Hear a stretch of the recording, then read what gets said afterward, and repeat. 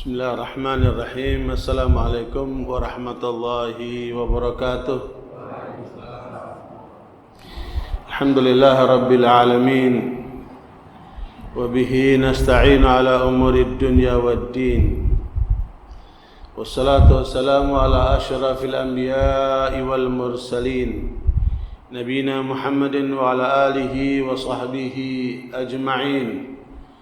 يا أيها الذين آمنوا اتقوا الله حق تقاته ولا تموتن إلا وأنتم مسلمون سبحانك لا علم لنا إلا ما علمتنا إنك أنت العليم الحكيم اللهم لا سهل إلا ما جعلته سهلا وأنت تجعل الحزن إذا شئت سهلا ما بعد. Bapak Ibu jamaah subuh yang mudah-mudahan rahmati oleh Allah Subhanahu wa taala, mencintai Rasulullah seutuhnya.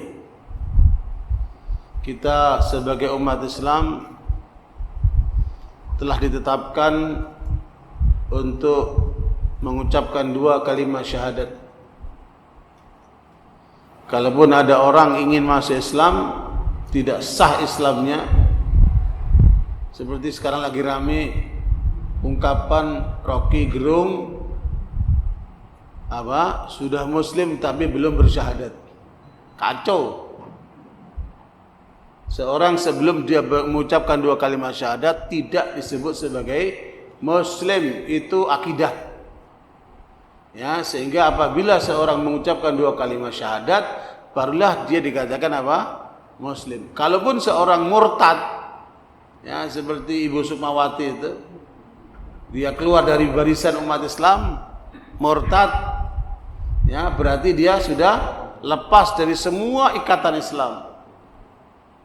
Kalau dia mau masuk Islam lagi, harus bertaubat kepada Allah, mengucapkan dua kalimat syahadat. Kalau meninggal sebelum mengucapkan dua kalimat syahadat, maka dia terkena ayat innal ladzina kafaru min ahlil kitabi wal musyrikina fi nari jahannam khalidina fiha ulaika hum syarrul bariyah.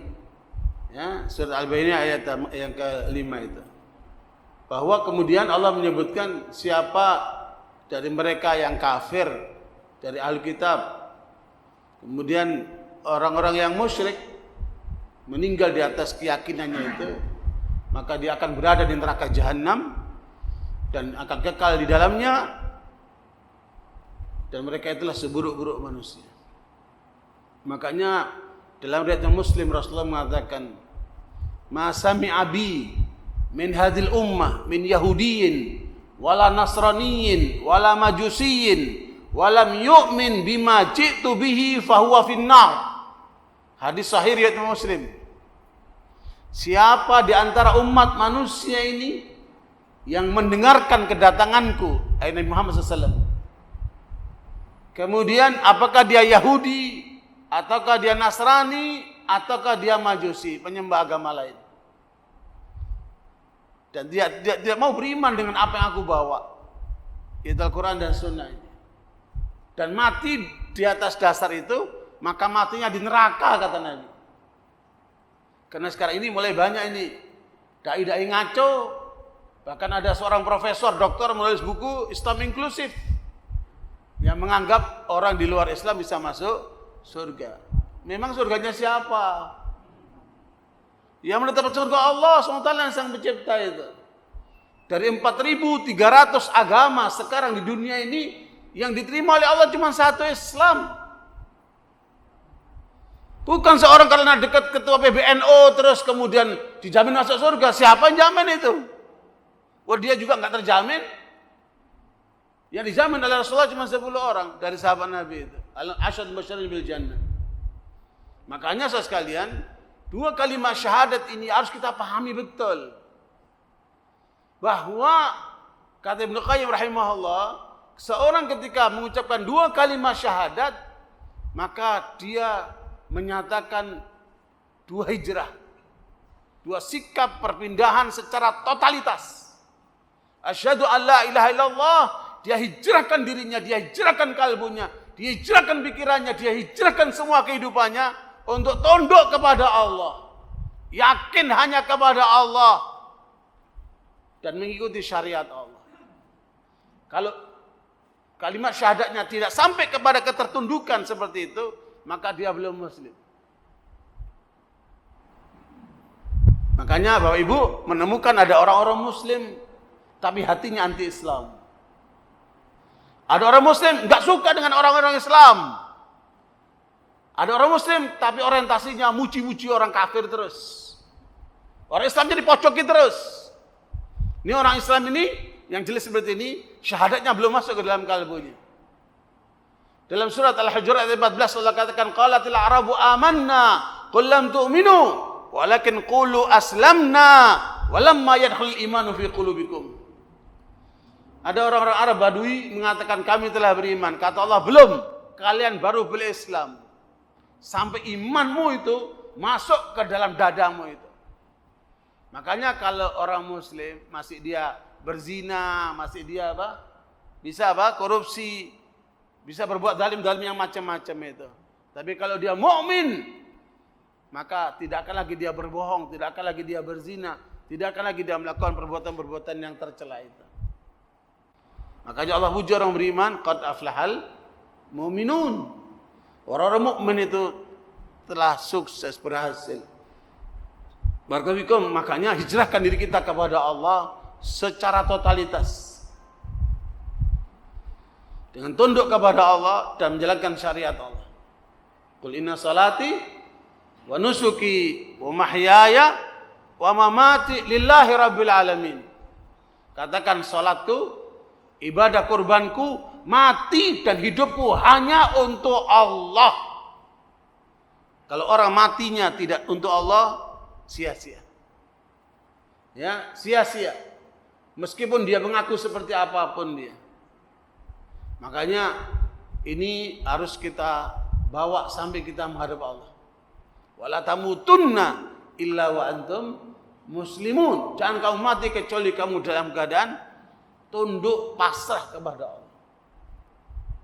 Nah, poin yang kedua, wa asyhadu anna Muhammad Rasulullah. Ini akan kita bahas untuk menjadi kita ini sebagai pengikut Nabi Muhammad yang cinta kepada Rasulullah SAW seutuhnya. Bukan hanya klaim, bukan hanya apa semangat pernyataan, tapi betul-betul dalam kenyataan. Wa asyhadu anna Muhammad Rasulullah itu mengandung 3 hal. Ya, tasdiqu ma akhbar, membenarkan semua yang diajarkan oleh Rasulullah. Baik yang lalu maupun yang akan datang. Termasuk berita-berita yang akan terjadi yang disebut dengan apa? Tanda-tanda kiamat sughra dan kubra. Ya. Tanda kiamat sughra itu ada 131. Sesuai dengan apa yang dikaji oleh para ulama dari hadis-hadis yang sahih. Ada 10 tanda kiamat kubra yang itu semua pasti akan terjadi. Kiamat sughra tanda-tandanya sudah terjadi sekitar 84. Ya, selebihnya akan menyusul. Makanya enggak usah terburu-buru. Yang penting kita berbuat saja. Ya. Apalagi kalau sudah terjadi kiamat kubra, manusia sudah enggak ada yang benar sudah saat itu. Makanya kita berlindung kepada Allah, jangan sampai kita ketemu Dajjal. Itu sebagai tanda awal terjadinya kiamat kubra. Dajjal itu menandai akan terjadinya kiamat kubra. Dia pertama kali yang terjadi. Kemudian nyusul tanda-tanda yang berikutnya sampai matahari terbit dari barat. Barakallahu fikum sekalian. Jadi apa saja yang diajarkan oleh Rasulullah ambil, terima. Yang kata Allah dalam surat Al-Hasyr ayat 7, "Wa ma atakumur rasulu fakhuduhu wa ma nahakum anhu fantahu." Apa saja yang diajarkan oleh Rasulullah, yang diperintahkan oleh Rasulullah, kamu ambil. Apa saja dilarang kamu tinggalkan. Barakallahu, karena itu saudara sekalian, ada riwayat tentang Abdullah bin Amr bin Al-As radhiyallahu anhu, sahabat Nabi ini selalu mencatat yang diomongkan Nabi. Apa yang diomongkan Nabi beliau catat selain Al-Quran. Kemudian dia diprotes oleh kawan-kawannya. Kamu ini ngapain harus mencatat semua omongan Nabi? Nabi itu kan manusia biasa. kata teman-temannya. Maka berita itu disampaikan kepada Rasulullah SAW oleh Abdullah bin Amr bin As. Ya, ada orang-orang mengatakan begini, wahai Rasulullah. Maka Nabi mengatakan, "Uktubu anni fa innahu la yakhruj min fami illa al-haq." Tulis yang keluar dari mulutku, kata Nabi. Tidak keluar dari mulutku kecuali kebenaran. Sallallahu alaihi wasallam. Makanya kumpulan riwayat-riwayat Abdullah bin Amr bin As itu bisa kita dapatkan dalam Musnad Imam Ahmad. Disebut dengan As-Sahifah As-Sahihah. Kumpulan hadis-hadis sahih yang langsung dari Rasulullah SAW. Dan itulah termasuk yang menjadi penelitian Profesor Dr. Mustafa Al-A'dhami. Profesor Dr. Mustafa Al-A'dhami ini seorang mantan pendeta besar India. Masuk Islam, kemudian dia belajar Islam sampai jadi ulama besar. Dialah yang melakukan bantahan terhadap Profesor Arbery, ya, seorang orientalis, Profesor George Zihar, seorang orientalis Yahudi yang mengatakan bahwa hadis-hadis Nabi itu dikumpulkan baru abad kedua, dan itu diikuti oleh sebagian intelektual Muslim Indonesia karena tidak melalui penelitian. Ya, ditelitilah oleh Dr. Mustafa Al-A'dhami dalam disertasi doktor yang dipromotori oleh Profesor Arbery di Inggris, dan dikumpulkanlah manuskrip seluruh dunia, termasuk yang ada di Barat, termasuk ada di Turki, masih ada di negara-negara Muslim, dan ditemukan dalam hasil disertasinya Dirasat fil Hadits Nabawi 2 juz, ya, terbukti bahwa hadis-hadis Nabi itu dikumpulkan saat Rasulullah masih hidup, ya, dengan catatan-catatan yang bisa dibuktikan. Nah, Dr. Mustafa Al-A'dhami inilah yang kemudian menjadi gurunya Dr. Mustafa Ya'qub, Imam Istiqlal yang sebelumnya, yang sudah meninggal rahimahullah. Nah, ini gurunya ini, Dr. Mustafa Al-A'dhami. Barakallahu, karena itu kita harus yakin. Makanya para orientalis itu mengakui tidak ada ilmu dalam kehidupan manusia seperti ilmu hadis. Ya, di sana ada sanad, di sana ada matan. Ya, tidak ada ilmu di dalam kehidupan umat manusia seperti ilmu hadis. Ya, karena sanad itu harus mengecek orang per orang, satu persatu, bagaimana karakternya, bagaimana perilakunya, bagaimana ibadahnya, bagaimana hubungan dengan manusia, dan apakah ketemu dengan rangkaian transmisi berikutnya sampai Nabi SAW. Itu dicek semua. Makanya orang-orang kafir Barat itu kagum dengan ilmu Islam ini, terutama dari segi sanad. Ya, karena itu barakallahu, ulama-ulama kita dari mulai didikan Rasulullah, para sahabat, sampai tabi'in terus sampai hari ini, ya, yang hafal tentang sanad ini tidak sedikit, luar biasa. Kemudian mereka paham tentang matannya, ini namanya riwayah wa dirayah. Ya, maka kajian ilmu hadis itu dalam sekali. Cuma di kita ini memang kurang. Masyarakat kita juga kurang mendalaminya. Karena masyarakat kita lebih banyak yang praktis-praktis. Sehingga kajian ilmu hadis di negeri kita ini kurang mendalam. Ya. Padahal kita temukan doktor-doktor di bidang hadis tapi bicaranya bukan hadis. Bukan ilmu hadis, bicara yang lainnya. Kenapa? Mungkin masyarakatnya kurang tertarik. Sebenarnya itu lebih fokus kepada mereka yang mau mendalami saja. Tidak untuk masyarakat umum, tapi untuk peneliti, untuk mereka yang mau mendalami ilmu-ilmu hadis. Barakallahu fikum sekalian. Jadi apa yang terbukti dari kehidupan Nabi SAW saat beliau hidup itu semua dicatat. Ya, dari ajarannya bahkan ditemukan ada 6 catatan kehidupan Nabi SAW. Nah, ini yang perlu untuk kita dalami kalau kita ingin memahami tentang Rasulullah seutuhnya. Yang pertama, mempelajari tentang sirah nabawiyah, kronologis kehidupan Nabi dari lahir sampai wafat. Bagaimana itu kehidupan ini? Ya, dan itu para ulama mempelajari itu sampai puluhan kali, untuk jangan sampai Jangan sampai terlewatkan bagaimana detik, menit, jam dan hari yang dilewati oleh Nabi SAW. Saya punya kitab karangan Ibnu Al-Aquli, judulnya Awsafur Rasul SAW, sifat-sifat Rasulullah. Gerakan semua dicatat situ. Luar biasa. Jadi itu kronologis kehidupan Rasulullah dari lahir sampai wafat. Yang kedua, dipelajari tentang keutamaan-keutamaan Rasulullah itu apa saja. Ya, fadailun Nabi SAW. Makanya Nabi beda dengan Rasul-Rasul yang lainnya.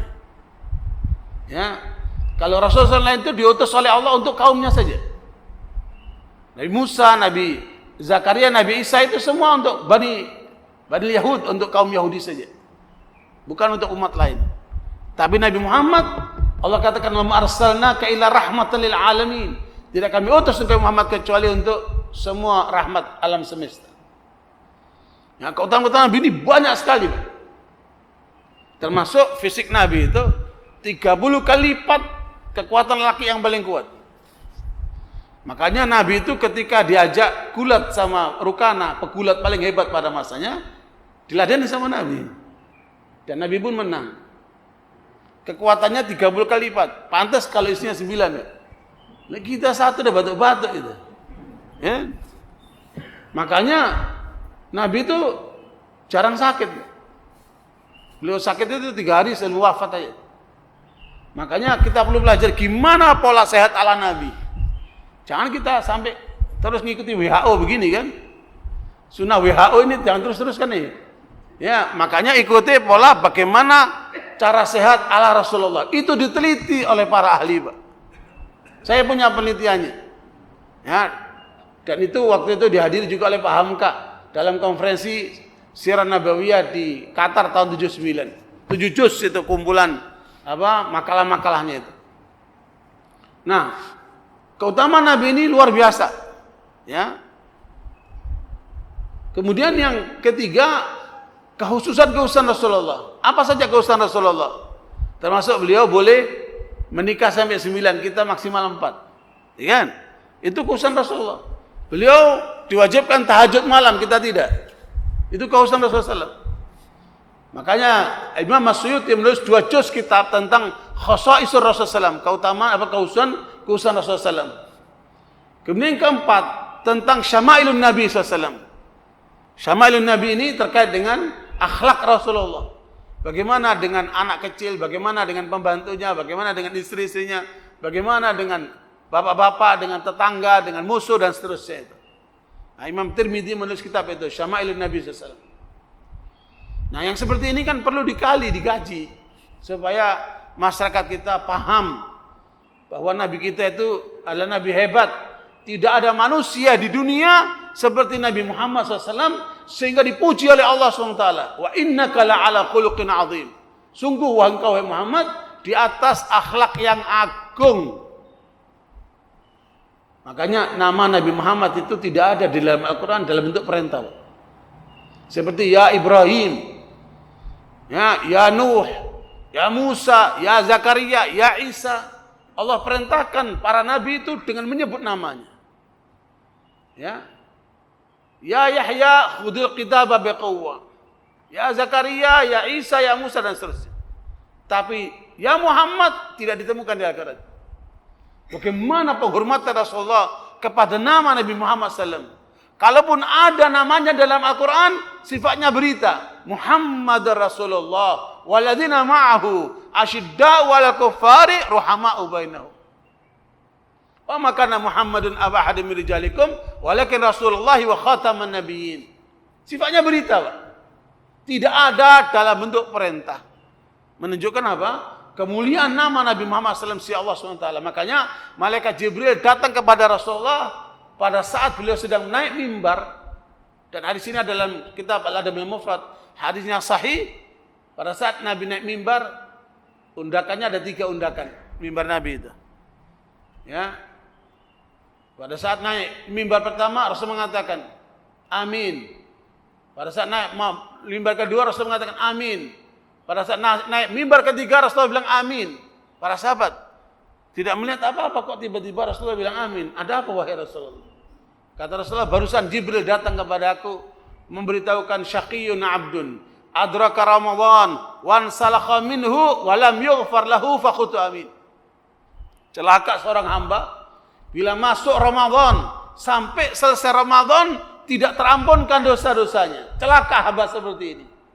Maka Nabi pun mengatakan apa? Amin. Yang kedua, mengapa Nabi mengucapkan amin? Kata malaikat Jibril, syaqiyun abdun adraka walidayhi aw ahadahuma wa lam yudkhilahul jannah faqultu amin.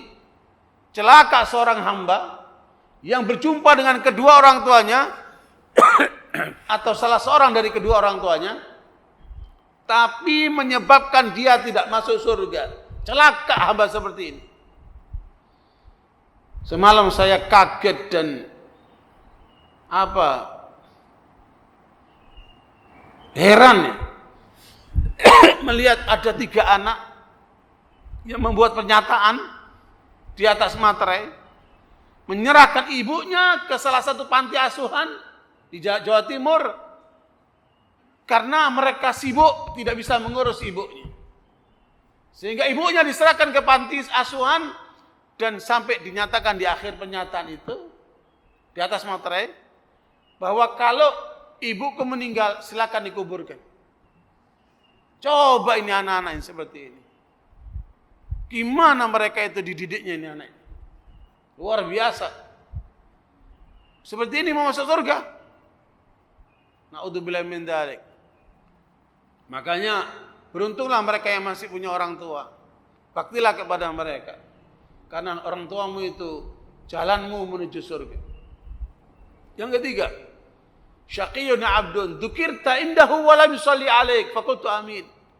Kata malaikat Jibril, ketika ada orang mendengarkan namamu tetapi dia tidak berselawat kepadamu, celaka hamba seperti itu. Sallallahu alaihi wasallam. Makanya sekalian, inilah yang kemudian harus kita warisi, bahwa kecintaan kita kepada Rasulullah itu bukan cuma setahun sekali, tapi harus setiap waktu, Pak. Cinta kita ke Rasulullah itu harus setiap waktu, Pak. Makanya ajarannya kita pelajari, kita hadirkan dalam kehidupan kita. Satu. Yang kedua, konsekuensi daripada asyhadu anna Muhammad Rasulullah. Yang kedua, semua yang diperintahkan, semua diajarkan, terima, laksanakan. Ya, Nabi mengatakan dalam riwayat Imam Bukhari, kullu ummati yadkhulunal jannata illa man aba. Kata Nabi, aku jamin semua umatku ini akan masuk surga kecuali orang yang enggan. Yang enggan itu berarti nggak mau dia. Sehingga para sahabat kaget, heran. Kok ada orang yang enggan masuk surga? Padahal kalau kita lihat pertanyaan para sahabat itu rata-rata bagaimana meraih surga. Nah karena itu barakallahu yang tidur jangan tidur dulu nih. Biasanya yang mepet-mepet di dinding itu yang udah tidur itu. Ya. Jadi saudara sekalian, kalau kemudian melihat ada orang yang enggan masuk surga, kan aneh gitu ya. Makanya para sahabat tanya, "Wa may ya'ba ya Rasulullah?" Siapa yang enggan masuk surga itu wahai Rasulullah? Maka Nabi mengatakan, "Man ata'ani dakhala jannah wa man 'asani faqad aba." Siapa yang mentaatiku, berarti mengikuti ajaran Nabi Muhammad SAW, maka dia akan apa? Masuk surga. Tetapi siapa yang melanggar ajaranku, melanggarku, maka dialah orang enggan itu. Jangan malu kita pakai jenggot ikuti Rasulullah. Jangan malu kemudian kita datang menjaga sholat berjamaah di masjid. Jangan malu ketika kita bergerak di masyarakat hanya mencari yang halal. Semua itu atas perintah Rasulullah SAW. Sami'na wa ata'na. Ya, karena itu saudara sekalian, disitulah hakikat kehidupan yang sebenarnya. Ketika kita mengikuti Rasulullah SAW, disitulah kemuliaan yang akan kita peroleh. Ya, jauh dekatnya kita dengan Rasulullah, jauh dekatnya kita dengan ajaran beliau sallallahu alaihi wasallam.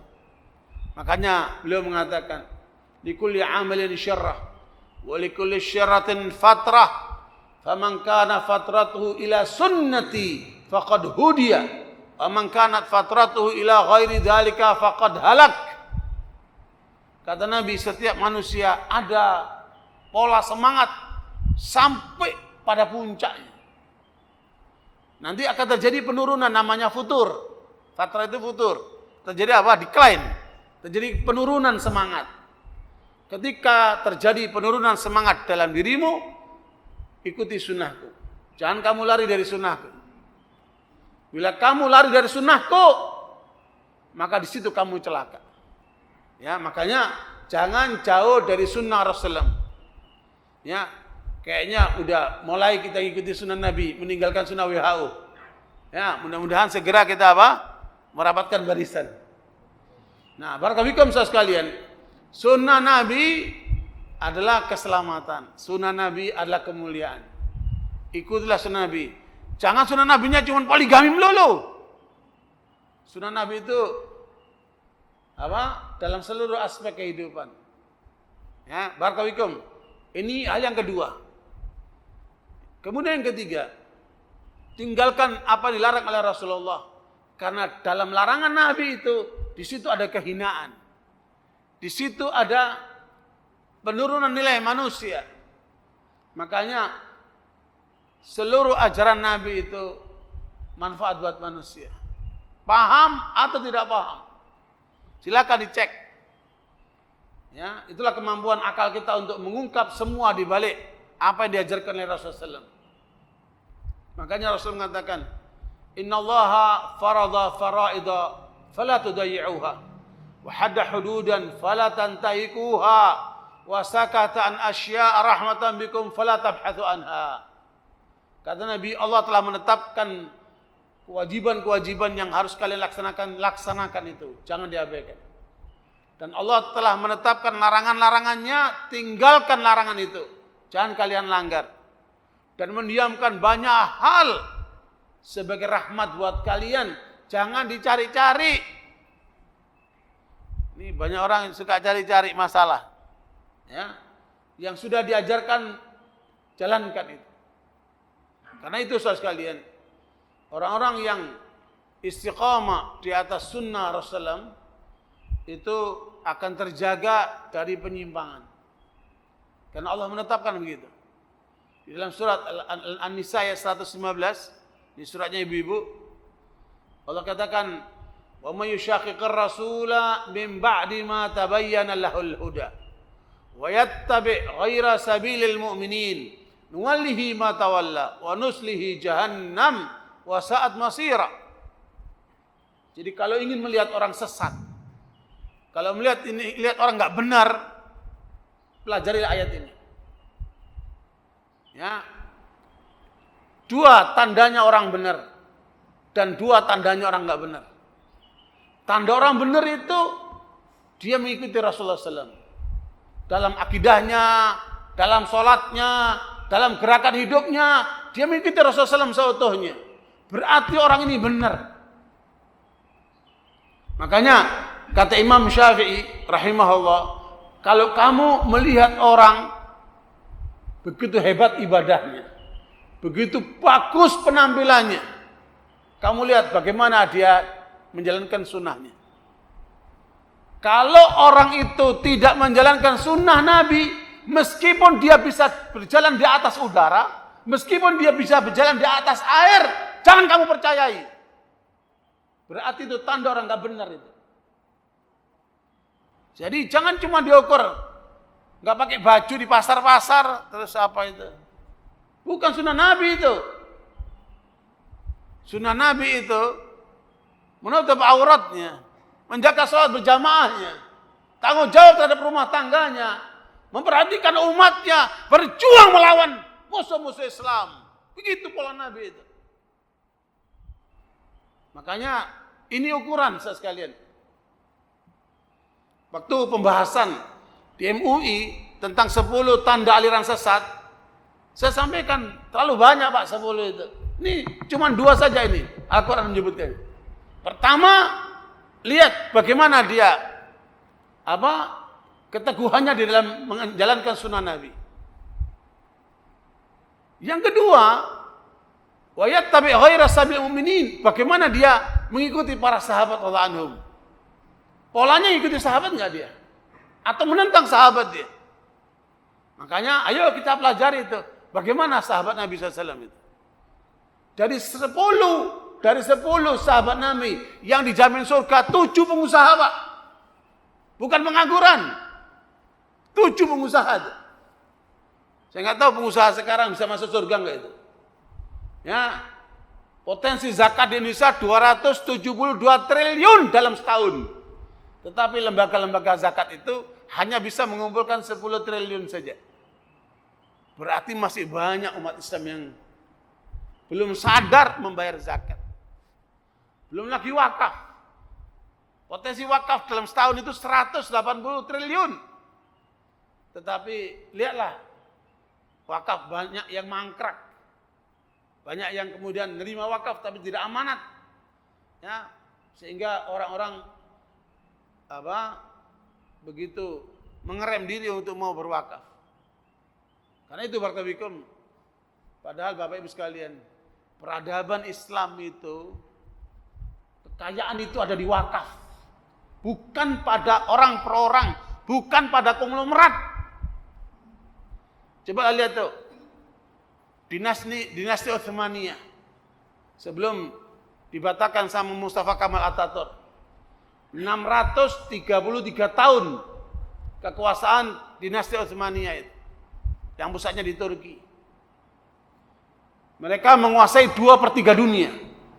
Ya, sebagian Eropa itu berada di dalam kekuasaan negeri Arab, semua dalam kekuasaan Turki dulu. 36 sultan yang berkuasa. Tetapi aset yang terbesar adalah wakaf. Termasuk Masjid Hagia Sophia itu kan, yang diributkan banyak orang, itu wakaf tuh dari sang sultan.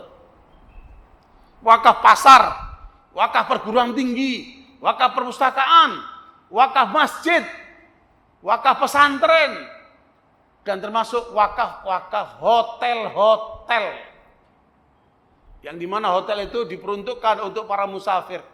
Siapa yang musafir datang ke hotel wakaf itu, silakan makan tidur selama 3 hari gratis, selebihnya bayar. Sekarang ada di mana peradaban manusia seperti ini di dunia? Termasuk negeri-negeri Eropa yang kaya-kaya itu. Ya, kita lihat tuh bagaimana orang-orang miskin di Amerika menderita sekali karena orang nggak ada perhatian, Pak. Egoisme, individualisme yang ada. Apa seperti itu kita maukan? Naudzubillah min dzalik. Peradaban Islam dibangun banyak dari wakaf. Irak itu 30% asetnya itu wakaf. Al-Azhar itu wakaf itu, Pak. Luar biasa. Sekarang mulai diikuti oleh Gontor. Makanya gerakan wakaf harus terus kita hidupkan. Karena wakaf itu adalah amalan yang tidak berhenti selama aset wakaf itu diberdayakan untuk umat. Jadi wakaf itu menahan pokoknya, menyalurkan hasilnya. Bisa wakaf kebun, bisa wakaf macam-macam. Makanya wakafnya usahakan yang produktif. Sehingga kalaupun kita nanti di kuburan, pahala itu terus mengalir dari wakaf itu. Sementara kebanyakan orang wakafnya masjid. Masjid itu kebanyakan itu ibadah sama ta'lim seperti ini. Ya, fungsi masjid ini harus juga maksimalkan. Ya, sehingga masjid itu menjadi pusat peradaban Islam. Saya sedang merancang sama teman-teman bagaimana membuat pasar halal pemiliknya masjid-masjid. Ya, pasar halal konsumennya jamaah masjid. Pedagangnya UMKM yang jamaah masjid juga. Dari umat ke umat. Menghindari kesalahan 2124 yang suplai barangnya dari mereka sebagiannya. Kalau ini enggak, dari umat ke umat. Pasar halal, pemiliknya taruhlah 50 masjid sepakat, masing-masing 100 juta. Bisa enggak? Bisa.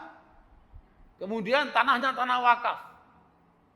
Disitulah umat berdagang, disitulah umat belanja. Begitu pola Nabi SAW. Pada saat Nabi hijrah ke Madinah, Nabi lihat pasar dikuasai sama Yahudi. 4 pasar, Pak. Umat Islam belanjanya di pasar-pasar Yahudi itu. Maka Nabi SAW yang pertama kali dibebaskan adalah sumur Bi'r Ma'unah. Kata Nabi, siapa yang membelikan aku sumur ini, aku akan jamin surga. Maka Utsman mengeluarkan dananya, aku belikan ya Rasulullah. Utsman membelikan pasar itu sumur itu, kemudian oleh Nabi diwakafkan untuk umat Islam. Silakan ambil air di situ. Berarti kebutuhan pokok manusia ini apa? Air dulu, Pak. Selamatkan air ini masyarakat ini. Sementara 70% air kita sudah dikuasai sama asing. Luar biasa. Ya, karena itu saudara sekalian, gerakan ini yang harus kita bangun di tengah umat ini. Gerakan peradaban. Baru kemudian Rasulullah membuat pasar dan Nabi langsung ngontrol sendiri pasar itu. Ya, kalau pasar itu syar'i, tidak boleh ada yang haram di pasar itu. Tidak boleh pedagang yang menipu di pasar itu. Semua dikontrol. Ya, semua terarah. Kalau waktu sholat berhenti semua tutup, sholat berjamaah. Nikmat sekali itu. Ya, baik pedagangnya maupun konsumennya akan merasa nikmat. Tapi pemiliknya siapa? Masjid-masjid. Ya, bukan orang per orang, bukan apalagi mafia-mafia itu kan. Saya yakin gerakan ini kalau kita lakukan, kita bisa menggeser itu naga-naga itu, Pak. Ya, barakallahu ini satu upaya. Mudah-mudahan Allah berkahi dan kita bisa buktikan satu saja. Saya berharap itu kita buktikan di Bekasi nih, yang dekat kita nih kan. Kalau kita bisa praktekkan di sini luar biasa itu. Barakallahu sekalian. Ini poin yang ketiga, tinggalkan apa dilarang oleh Rasulullah SAW, karena Allah pun mengancam dalam surat An-Nur ayat 63. Falyahdharil ladzina yukhalifuna an amrihi an tusibahum fitnatun aw yusibahum adzabun alim. Ya, hati-hati kamu, jangan kamu berani melanggar Rasulullah Muhammad SAW terhadap ajarannya ini. Kalau kamu langgar ajaran Rasulullah ini, maka kamu akan terkena fitnah yang besar atau adab yang pedih nanti di akhirat sana. Ya, makanya pola benar itu mengikuti Rasulullah dan mengikuti sahabat radhiyallahu anhum. Kalau tidak, surat An-Nisa 115 tadi itu, kami akan palingkan orang itu ke neraka jahanam dan itu seburuk-buruk tempat. Jadi sebenarnya tidak perlu repot-repot untuk mengukur kebenaran itu. Jangan menurut pikiran orang. Jangan menurut pendapat orang. Pendapat orang itu bisa salah, bisa benar, siapapun dia, kecuali Nabi Muhammad SAW. Makanya kata Imam Malik rahimahullah, kullu kalamin yukhadu wa yurad ila sahib hadal qabr sallallahu alaihi wasallam. Semua ucapan pendapat orang bisa diterima bisa tolak kecuali yang datang dari Rasulullah ini harus kita terima. Jadi apa saja yang diperintahkan kita jalankan, apa yang dilarang kita tinggalkan. Nah, barakallahu sekalian, inilah konsekuensi dari syahadat wa asyhadu anna Muhammadar Rasulullah. Jadi tadi saya sebutkan ada berapa tadi? 4 ya. Ya, kronologis sejarah Rasulullah, kemudian keutamaan Rasulullah, kemudian kekhususan Rasulullah, yang keempat syama'ilun Nabi sallallahu alaihi wasallam, akhlak Rasulullah, yang kelima adalah tentang dalailun Nabi sallallahu alaihi wasallam, mukjizat Rasulullah selain Al-Qur'an. Ya, Imam Al-Baihaqi menulis satu kitab cukup tebal tentang mukjizat Rasulullah selain Al-Quran. Ini akan menguatkan hati kita. Kemudian yang keenam tentang peperangan Rasulullah, ghazawatun Nabi sallallahu alaihi wasallam. Ini terutama untuk kaum militer ya. Bapak-bapak yang punya background militer, ya itu silakan pelajari bagaimana pola perangnya Rasulullah sallallahu alaihi wasallam. Satu kali Pak Hamka menyampaikan kertas kerjanya di hadapan konferensi ulama sedunia di Qatar tahun 79. Di dalam pemaparan itu, Pak Hamka menyampaikan pengalaman Jenderal Ahana Sution. Ya, Jenderal Ahana Sution adalah jenderal yang berhasil menumpas PKI. Sehingga menurut cerita Pak Hamka, pada saat konferensi pers, Jenderal Ahana Sution ditanya oleh wartawan asing, siapa idola Bapak? Sebagai the rising of general.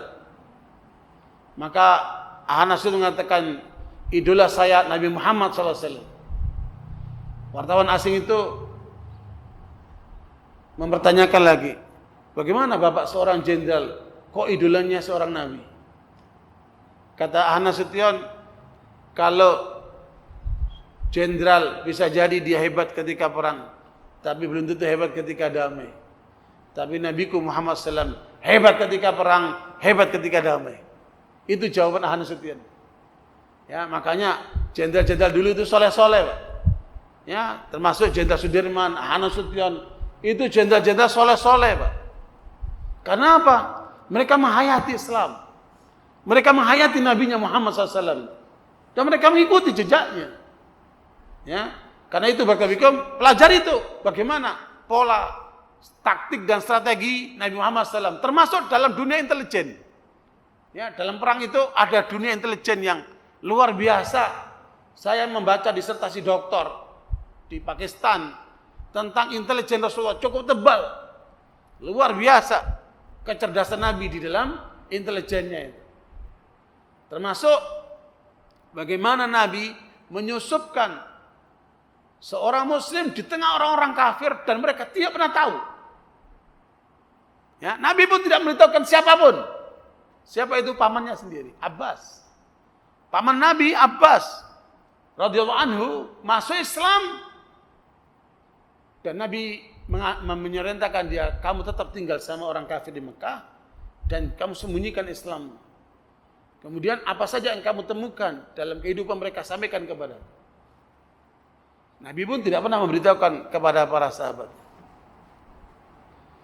Pada waktu Nabi sudah hijrah ke Madinah, kemudian pasukan kaum kufar Mekah sudah berazam untuk menyerang Madinah. Maka Nabi mempersiapkan pasukan di Madinah untuk menghadang mereka di Badar. Nah, dalam perang Badar itu, Abbas itu bersama pasukan orang-orang kafir. Paman Nabi ini. Dan dia termasuk yang ditawan oleh para sahabat. Ketika tawanan itu kan menang umat Islam ya, perang Badar itu menang. Tawanan digiring ke Madinah. Kepada petugas sahabat yang mengikat para tawanan itu dibisiki sama Nabi, Abbas jangan keras-keras ngikat. Tapi sahabat ini tidak mengerti. Justru dia cemburu, curiga. Kenapa Nabi kok membedakan dengan yang lainnya? Apa ini karena pamannya? Ini orang ini punya perasaan yang seperti itu.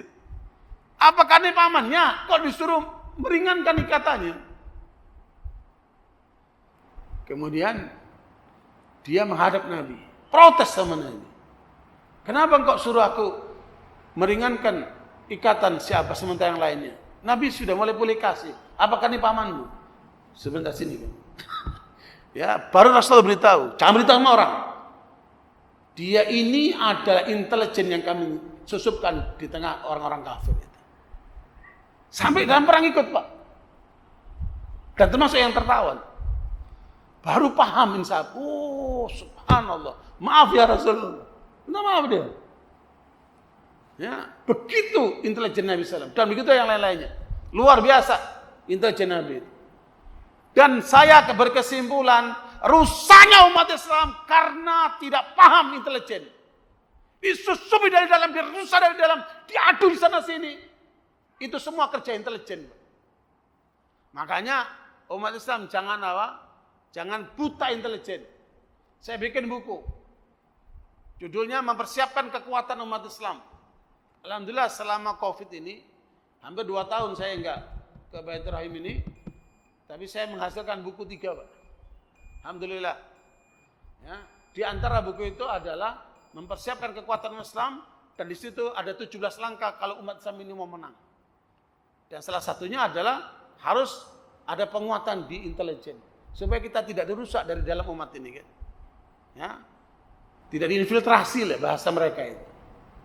Dan saya udah bicara sama Z.A. Maulani, Jenderal Z.A. Maulani itu dulu adalah kepala intelijen Indonesia waktu masih namanya Bakin. Ya, kami diundang dalam satu forum di perguruan tinggi Undip Semarang tentang akar terorisme, yang kemudian saya sampaikan data-data, sampai kemudian beliau saya bilang, menurut saya Pak, umat Islam Indonesia ini lemahnya karena di intelijen. Betul deh. Beliau membenarkan itu. Ini pakar intelijen. Makanya jangan kita mudah diadu domba, dipecah, ya, dirusak dari dalam, dibusukkan, digalang. Nah, ini makanya perlu kesadaran terus-menerus. Ikuti pola Nabi Muhammad SAW, karena disitulah keselamatan dan keamanan insya Allah. Barakallahu fikum sekalian, karena Pak Rahman ini kalau udah matanya tajam kelihatan saya ini berarti harus berhenti, Pak. Ya, mungkin sotonya udah siap. Ya, sepertinya saya nggak bisa melanjutkan. Mudah-mudahan apa yang kita belajar ini bermanfaat buat kita semuanya. Dan cintailah Rasulullah seutuhnya, karena Rasulullah menyatakan dalam riwayat Imam Bukhari, la yu'minu ahadukum hatta akuna ahabba ilaihi min walidihi wa waladihi wan nasi ajma'in. Kata Nabi, tidak beriman seorang dari kalian sampai menjadikan aku, yaitu Nabi Muhammad SAW, lebih dia cintai daripada bapaknya, anaknya, dan seluruh manusia. Jadi kita harus mencintai Rasulullah melebihi semua manusia yang ada di dekat kita itu. Ya, makanya tidak boleh sama aja nggak boleh, Pak. Harus di atas seluruh manusia yang kita cintai itu. Nabi Muhammad harus di atas. Ya, karena Allah pun mencintai beliau sallallahu alaihi wasallam, sehingga Allah berselawat kepadanya. Innallaha wa malaikatahu yusalluna 'alan nabi ya ayyuhalladzina amanu sallu 'alaihi wa sallimu taslima. Karena itu berarti musuh-musuh Islam saja memuji Rasulullah. Ya, Bapak Ibu kalau membaca buku Michael Hart, The 100 tokoh yang telah merubah dunia, dia sebutkan yang pertama Nabi Muhammad SAW. Ketika dia diprotes oleh koleganya, mengapa kamu letakkan Muhammad nomor pertama? Kata dia, adakah manusia di dunia seperti beliau? Pengaruhnya terbesar sepanjang sejarah umat manusia. Sekarang pengikutnya 1/4 penduduk dunia. Dan jangan main-main ganggu nama Nabi Muhammad atau ajarannya. Itu semua Muslim itu akan menghadapi kalian tuh. Ya, tidak ada manusia yang punya semangat, punya keberanian untuk membela nabinya seperti umat Nabi Muhammad SAW. Ya, karena itu saudara sekalian, makanya kalau musuh-musuh Islam saja itu memuji Rasulullah, memuji dakwah Rasulullah. Seperti Arnold Toynbee dalam buku The Preaching of Islam, dia puji bagaimana dakwah Islam ini. Ya, begitu pula Will Durant dalam buku The History of Civilization. Tidak ada peradaban seperti peradaban yang dibangun oleh Nabi Muhammad SAW dalam kehidupan umat manusia. Nah, apalah kita sebagai pengikutnya, kalau saja melihat musuh-musuhnya aja memuji, apalagi kita sebagai pengikutnya. Maka berbanggalah bahwa Nabi kita Muhammad SAW itu manusia hebat, bahkan terhebat dalam kehidupan seluruh umat manusia, dan dia utusan Allah ini dipuji oleh Allah. Dan saudara sekalian, sampai sekarang seluruh kuburan para nabi itu belum bisa dipastikan apa betul itu kuburan nabi itu, kecuali Nabi Muhammad SAW. Kuburannya jelas itu. Ya, sejarahnya jelas itu di Madinah, di Mekah itu. Semua itu jelas tuh. Makanya kalau sampai kemudian kita tidak mendekat kepada Rasulullah, maka apalagi pada ajarannya, maka itu berarti kita akan menjauh dari beliau sallallahu. Makanya mari kita cintai Rasulullah seutuhnya, ya, baik pribadinya, keluarganya, sahabat-sahabatnya, ajarannya. Semoga Allah SWT mengumpulkan kita dengan beliau nanti di surga Firdausul A'la insyaallah. Terima kasih atas perhatiannya, mohon maaf kekurangannya.